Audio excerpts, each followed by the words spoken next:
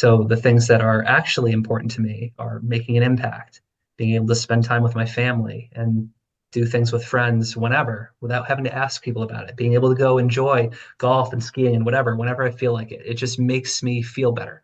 Hi, this is Garrett Sutton, and you're listening to the Average Joe Finances Podcast.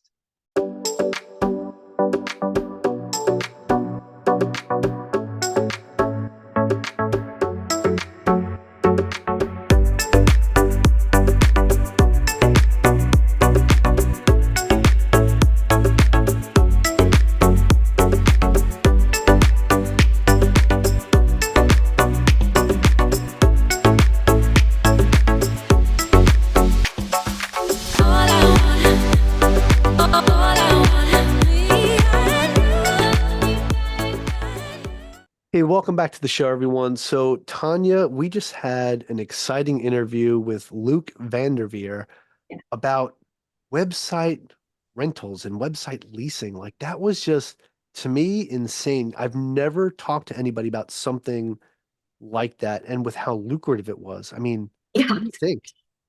I know. I was blown away doing the math on how much this guy's probably making off leasing websites, right? So it was super interesting. I never heard about it before. And it's just another way you can make money that he figured out. You know, same thing, sick of his corporate job, trying to figure out what he wanted to do and have time and financial freedom.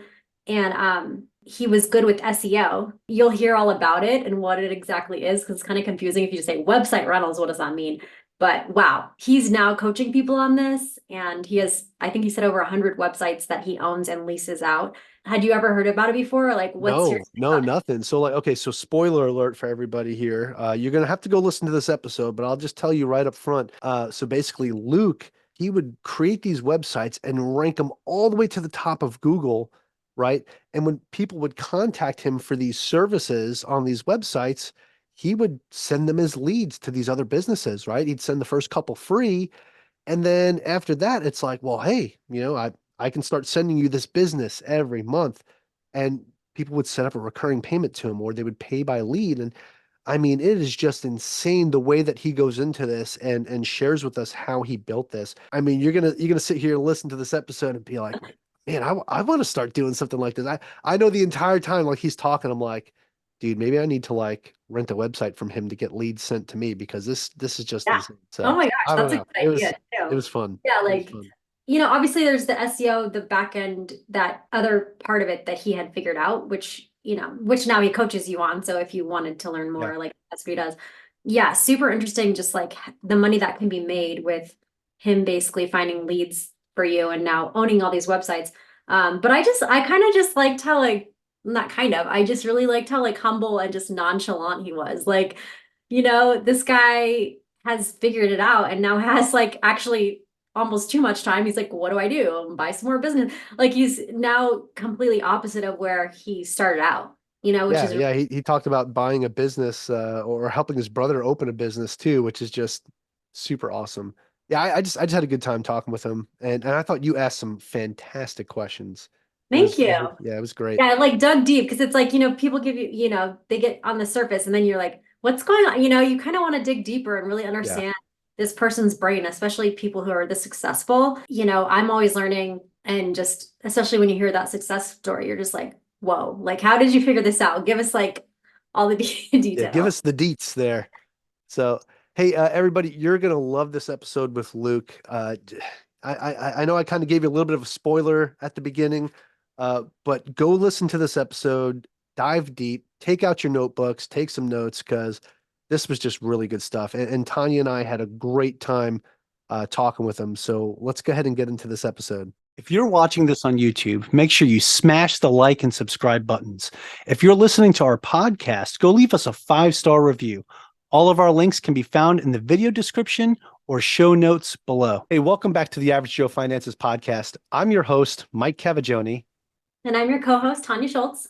And today's guest is Luke Vanderveer. So Luke, super excited to have you on the show. Thank you so much for joining us.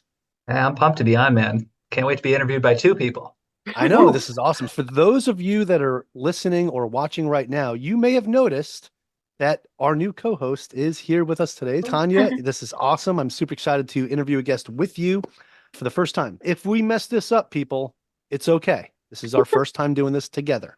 But Luke, hey, super excited to have you here, man. I'm going to kick things off with the same way we start every podcast episode. And we want to know a little bit more about you. So if you could share a little bit about yourself, tell us your story. Who is Luke Vanderveer? He's a person who took a little while to figure out that he doesn't like the corporate 9 to 5 grind until 65 years old life, and spent a lot of time and money trying to figure out a way to escape. That's who he is. All right, short and sweet. I love it. Yeah. So Tanya, I'll Yeah, hand it over to you. what kind of, there's a lot of things I want to get into because I think it's really interesting what you do and I have so many questions. But so what did that journey look like? What kind of job were you in? What kind of 9 to 5 were you in? And what made you want to figure something else out? Yeah, so just a standard corporate human resources position. My whole family's medical. My father's a doctor, my mom's a psychiatric nurse. My brother is now a rheumatologist. My other brother is going the business direction with me, so that's good. But I went to school for marketing and I got out, didn't really know what I wanted to do. Went back to school at SUNY Albany for an MBA in human resources, got a job at General Electric. And everybody was congratulating me. They're like, oh, this is so prestigious. This is awesome. Making money now, salaried. I'm like, I'm not a poor college student anymore. This is great. Yeah. But very quickly realized that I can't do this. Wake up at 7 to an alarm that shocks you out of bed and you have that mini heart attack. Sit in traffic while you drive in for 40 minutes.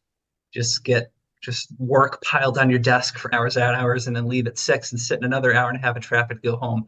Just sounds miserable doing that for 45 years or 50 years and then potentially being able to retire. Just didn't want to deal with that. Immediately started looking for ways to make money online and found my way to what I'm doing now. So Luke, when you say potentially being able to retire at 65, what do you mean by that? Is this because they weren't disciplined during the time that they were working and investing in the right assets, or what do you mean by that?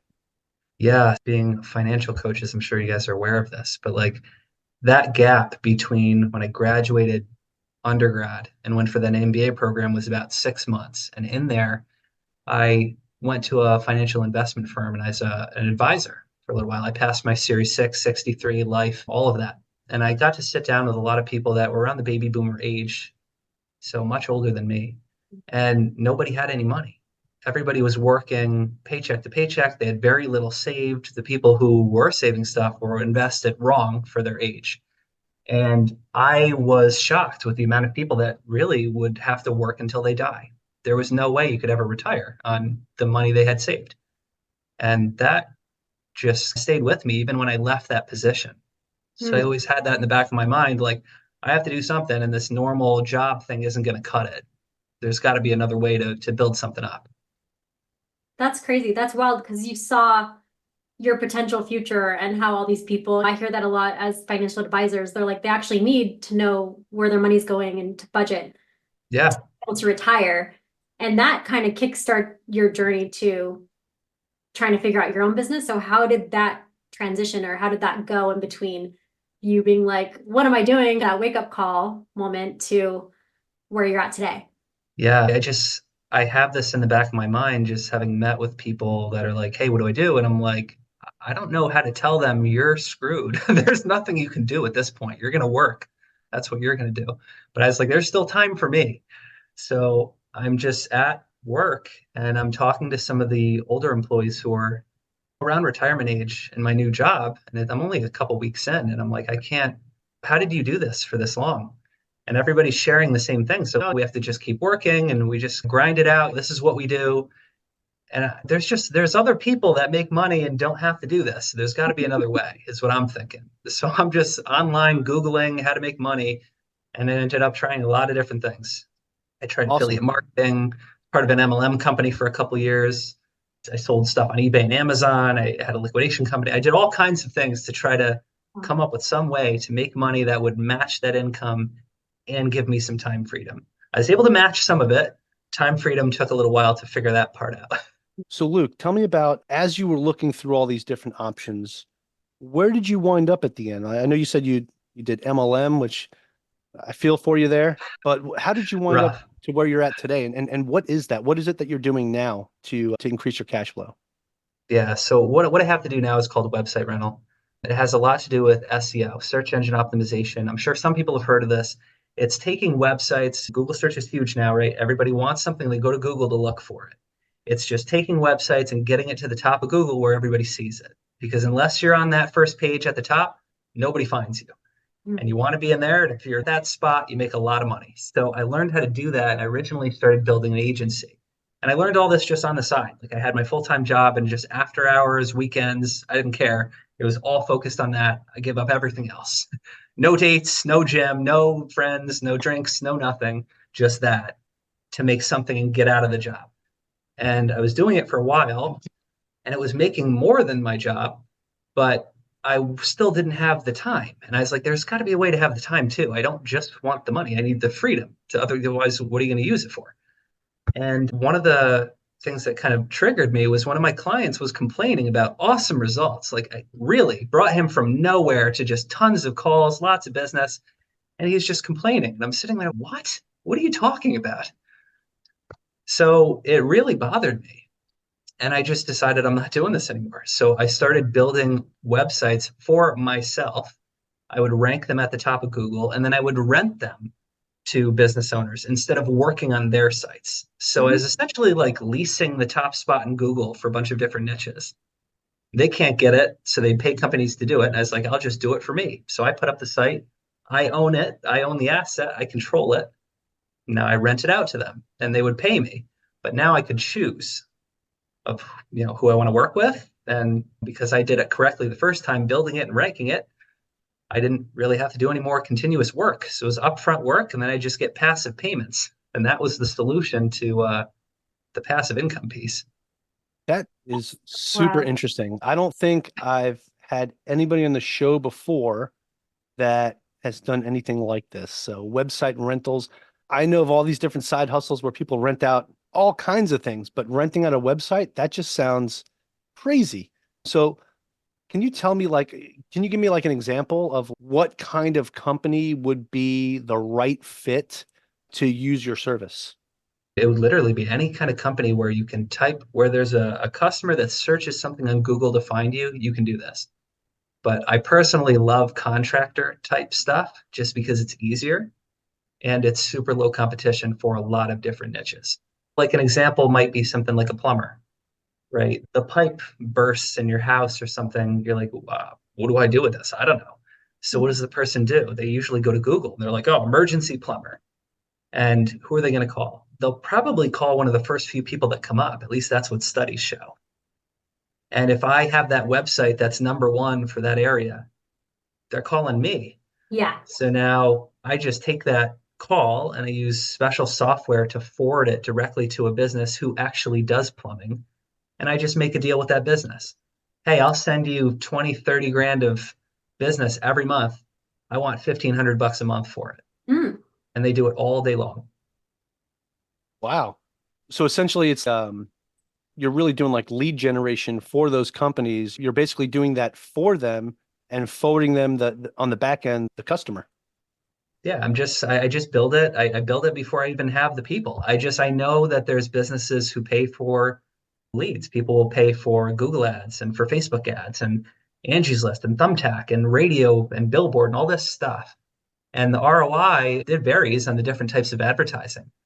But I know that mine is way higher than all of those. So I know that if I build something in a niche that's going to have some volume, it'll be profitable.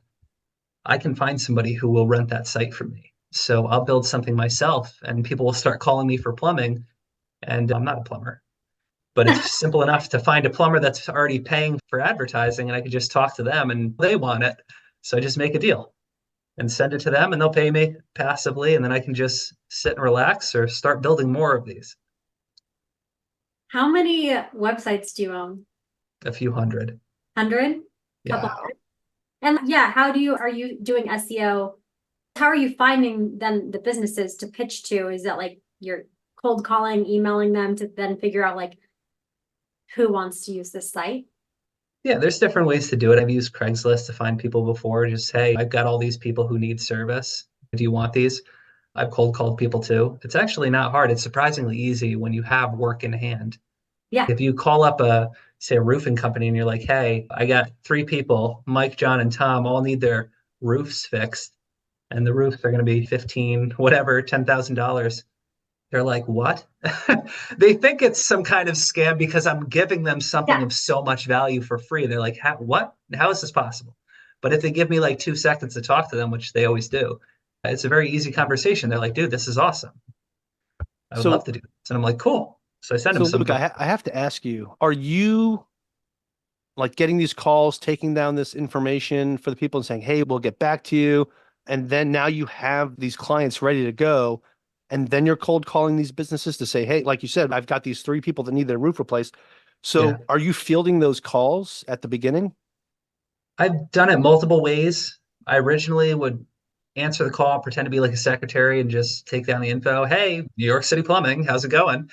And they just tell me all the stuff. I'm like, cool, give you a call back in half an hour. And then I just talk to the business owner and have him call him back and just say, hey, New York City Plumbing. New York That City. was one way I did it. The other one was just a live transfer. I just call up a business. Hey, I got somebody on the line who needs this roof repaired or this pipe fixed or whatever. Can you help them? They're like, yeah, connect it and then call them back after, be like, how'd that go? And they're like, who are you? And then most recently, I just let it go to voicemail until I find a business to send it to so I don't have to deal with it. Yeah, it's fair enough.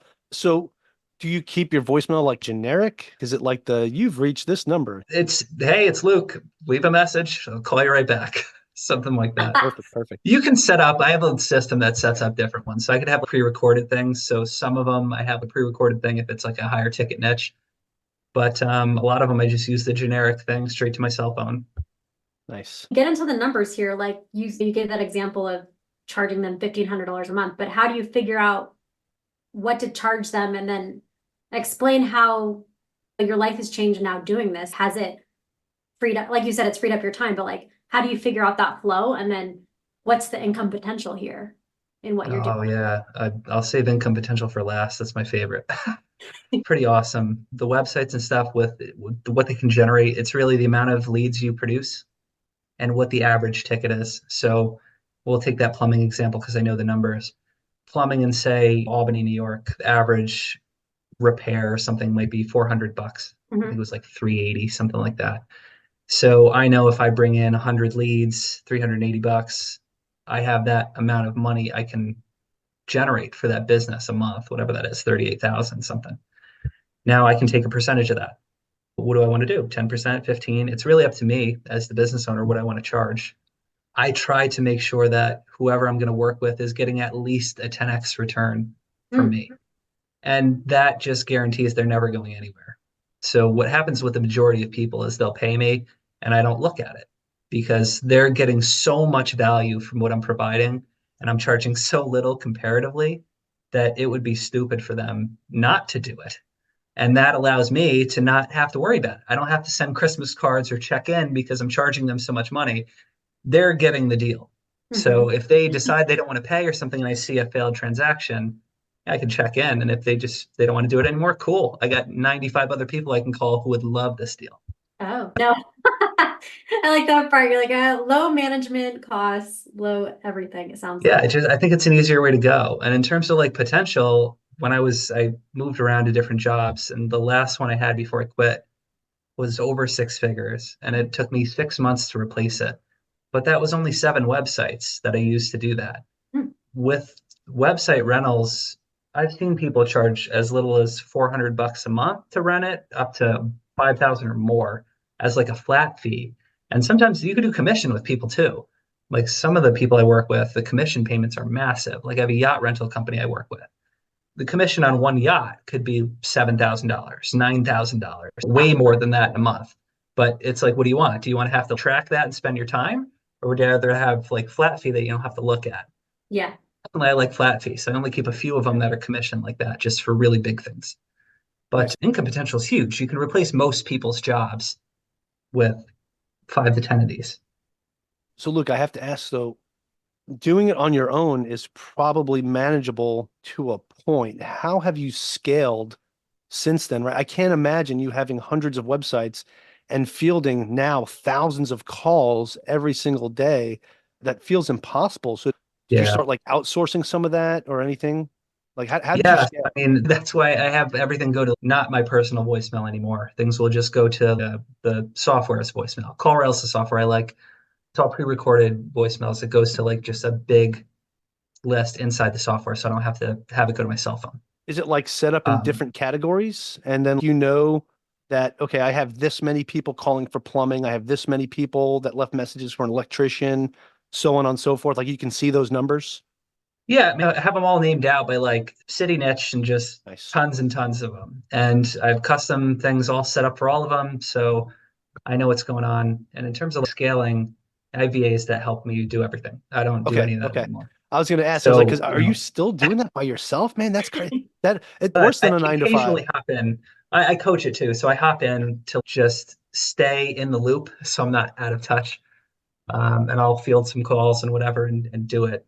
But I have VAs that do all this stuff now, so I just teach them every part of the process, and then I can just say, "Hey, this is the niche I want to do. This is the area. Go." And they'll just each person does their piece, passes it off to the next one, and down the chain it goes. And then we end up with me talking to a business owner and just negotiating a fee. That's Right on. super cool. Yeah, I love this.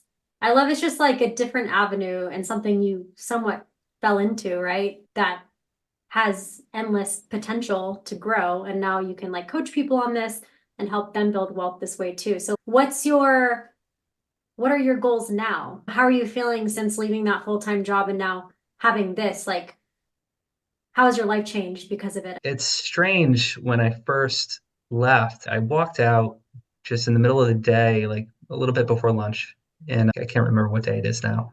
But it was really sunny outside. It was nice out, and nobody's around because everybody's working, right? Their normal jobs. And I'm just walking down the street, and I finally had this feeling, hey, I'm free. It almost felt like being on college break again. And I was like, this is so strange. I'm like, what do I do? So I just was hanging out for a week, just watching episodes of Entourage, binging that, just doing nothing.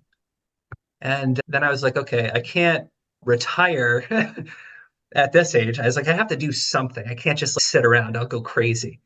So I just kept going. So I created a process for myself. Alarm went in the trash. So it was more like sleep in, work once I get up until whenever I feel like it.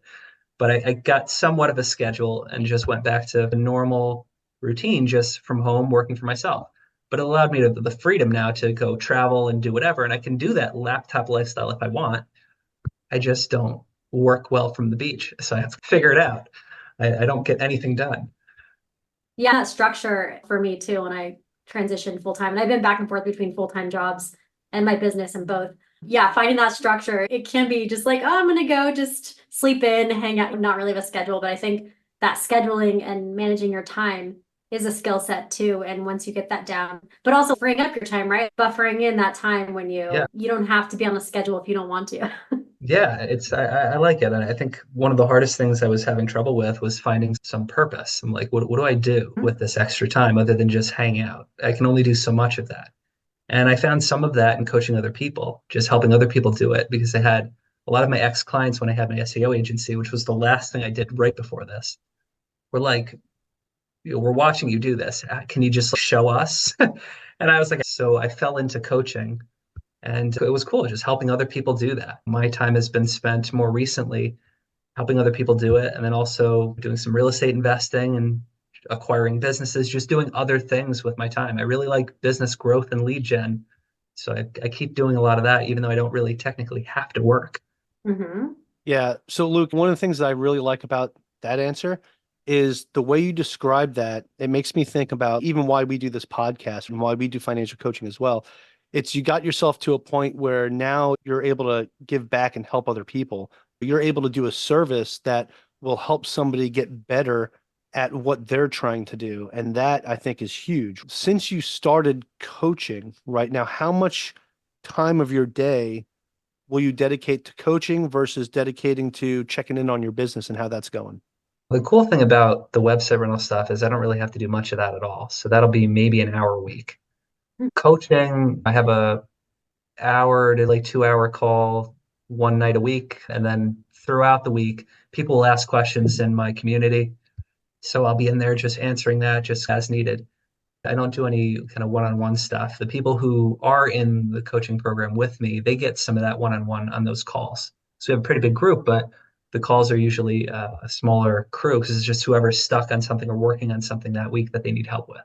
Mhm. So they get some time with me. But yeah, seriously, 95% of my week is usually free. So I'm typically focused on other things. Like I acquired a catering company last year in July. My brother was working a job. He wanted to get out. And I was like, dude, I'll buy a company. I'm like, you run it and we'll split it. So I can be like passive for me. And I was like, you can run it. You'll make 9 times what you made at your other job. And I'm in. Cool. So I bought it and he's running it right now. So he's crushing it. And now we're working on another acquisition. So it's just like other interests. It's nice you're able to get yourself into a position where you can do that, right? Now you can start acquiring other businesses or things that you're really interested in that can make more money for you as well. Now, the way I look at things, if you're doing something that you love, do you really even call that work? You're doing No. something you enjoy and you're getting paid to do it. That's the dream right there. Yeah, it's some of it. I don't love all of it, but I love a lot of it. And it's worth it to just have the freedom to do all the other things I want to do. Right. Friday, I spent golfing all day in a tournament. At a job, I would still be sitting there till 6 p.m. Yeah. You know, How'd you do in the tournament? We got third. My father and I don't know it. Here's one problem with this. I don't know anybody else specifically who golfs in my area. So we played in a tournament with just us two. We played against foursomes and we shot 8 under. The team that won shot 10, but it was just us two. So I feel like we could have won if we had some other teammates. I didn't know anybody else who golf. Man, yeah. There's so many interesting aspects to what you do. But I think what you were saying too is now you have the choice. It's not just like freedom financially. Right. You have choice to do what you want to do in your life, which is something that we're conditioned. It sounded like when you got into the initial career, you're conditioned, right, to believe Yeah. in a 9 to 5. And a lot of people, they do thrive and they do want that stability, right? Like it's this Yeah. thing and they need that in some sense. But for a lot of people, entrepreneurial especially, there's a lot of resistance to it. So once you figure that out and it clicks, having that freedom and choice, you don't have to buy a catering company, but you've obviously researched that and that ended up being something that's Yeah. your portfolio. It's like crazy.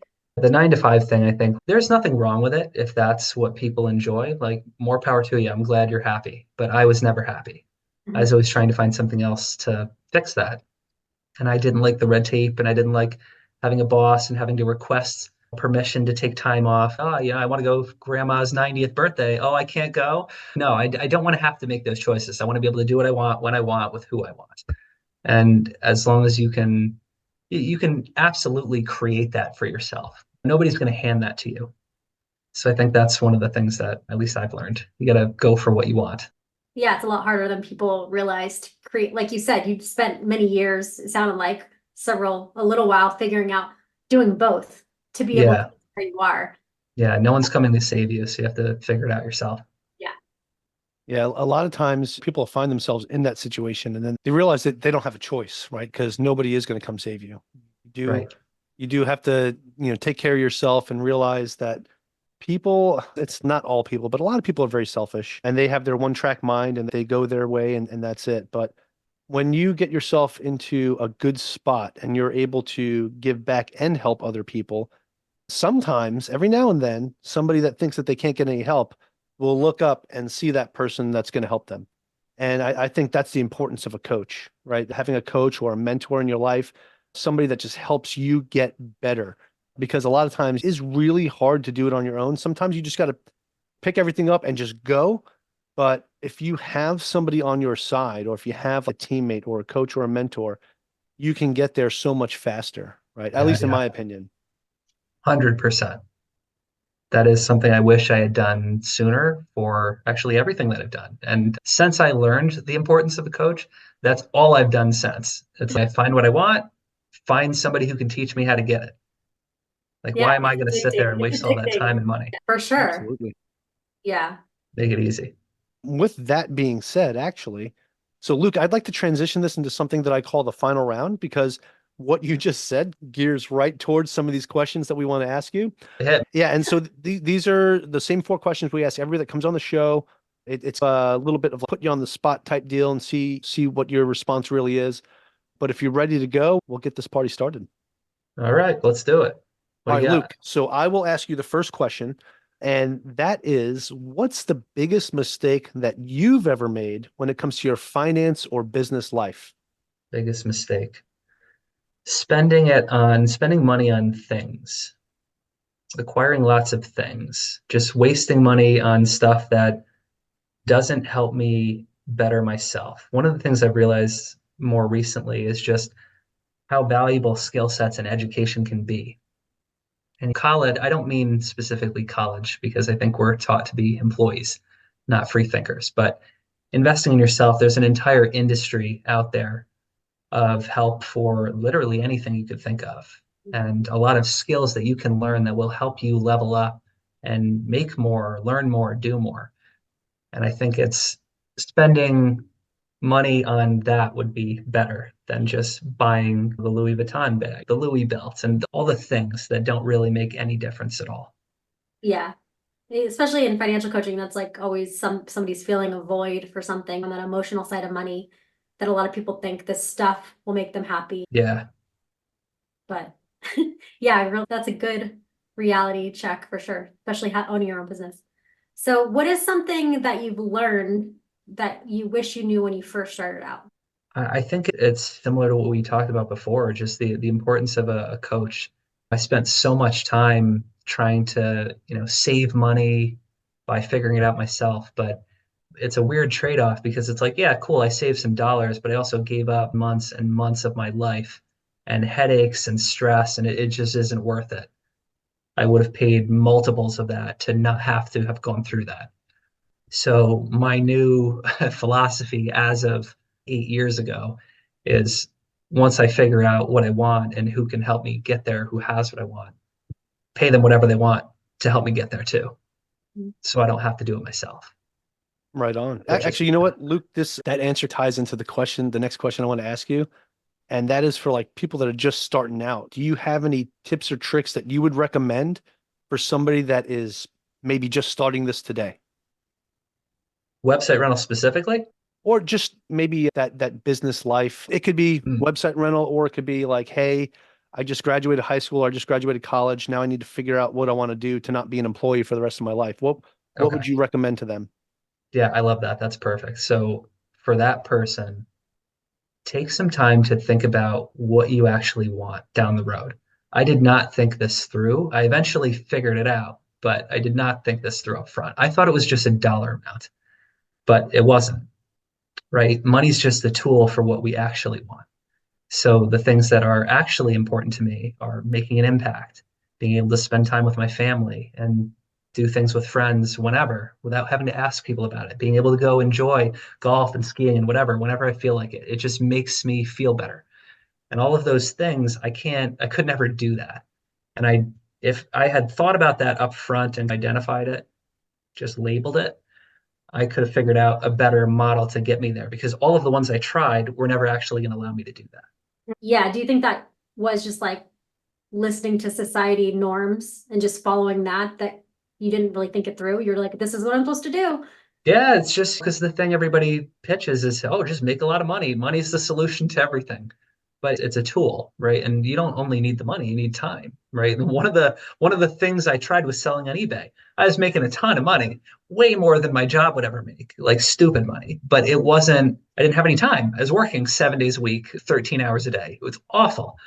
So what I would give all that up and take a massive pay cut to have the time back. And I'm like, there's got to be something with some balance. But you got to think Balance is through it. important. Just didn't. You I should was know just that with the name one Luke, to the right? next. So I'm a big Star Wars fan. So that's what I'm saying. You should know about balance if your name's Luke. So Seriously. And it's probably going to hurt everybody's feelings. I don't think I've ever seen a full no, show or don't a do it. full Don't do movie. it. Don't say it. I Don't say it. didn't We're even get to almost see the done. one We're where the almost ark done with comes this. on. This has been great. Don't ruin it for me, Luke. Don't do it, I'm please. not saying anything else. Okay, good. So we want to know what favorite business, investing, real estate related, or books, podcasts do you listen to, and what do you recommend other people listen to? Books. Building a Story Brand, Donald Miller. Just learned about this one a few weeks ago when I was at a real estate investing conference in Florida. I got to watch him speak and meet him. Super cool. And I just love how he just uses messaging. And I think if you have a business or just want to learn how to network with people better, it will help. Just reading a couple paragraphs will help. It's telling a story to sell what it's through storytelling. I love, that approach to how he teaches too. 100%. Yeah, that's awesome. So that's your top right now. That's your top one. That's the Anything else you top can one think for of? sure. What was that? Anything else you can think of, or do you listen to other podcasts, or do you listen to any other Oh yeah, I mean, I have YouTube channels tons. or I anything have like that? tons and tons of books is my thing. Mhm. So I have a lot of stuff by Robert Cialdini, all on psychology. Yeah. I have Way of the Wolf with The Wolf of Wall Street. A lot of it's mostly psychology stuff, Oh, psychology and sales. All right, on. Awesome.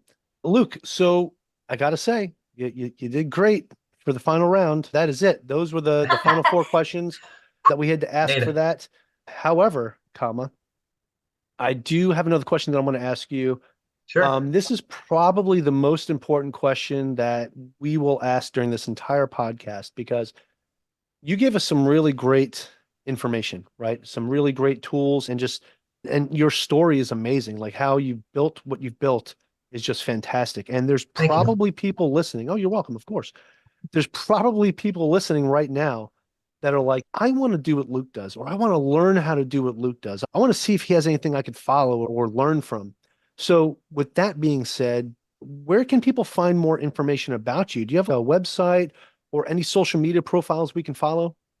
Yeah. So I mean, my Facebook is just facebook.com/website rental coach. If you want to connect with me on Facebook. My primary website is websiterentalcoaching.com. And that just has a video walking through, what I do and how it works and people I've helped. And if you feel like you vibe with me, then all the steps are right there on the page to connect. All right, okay. awesome. Hey, so I'll make sure that we have all those links in the show notes to make it easy for people to copy and paste or click away. But for those that are listening and that have been listening for a while, you know what I'm going to say. Don't do it if you're driving, please. Just wait till you get somewhere safe to do that. And Tanya, turn it over to you. To close things out, do you have any final words of wisdom or like advice that you want listeners of the show to hear? Maybe a word of inspiration. Yeah. I think I've had the chance to meet a lot of entrepreneurs that have done a lot of things in all different types of businesses now. And most of them had a similar struggle of not really having support from family, friends, and the people that were closest to them. Your people that you expect and you love and trust them, but they don't always agree or understand with what you're doing. Even if you have to deal with that, just push past it and keep going anyways, because they'll come around eventually. It just might take a little while, and you got to Yeah. stay mentally strong through it.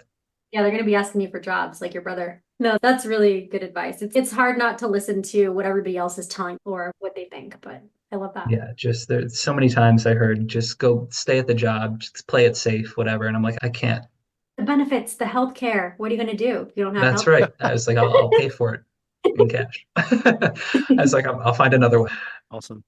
Hey, Luke, again, this was fantastic. Like I said, we've never had anybody on the show talk about something like this, so this was really interesting and really fun to talk about. I think for the first episode with Tanya as the co-host this was just awesome because you asked amazing questions, Tanya, so thank you so much.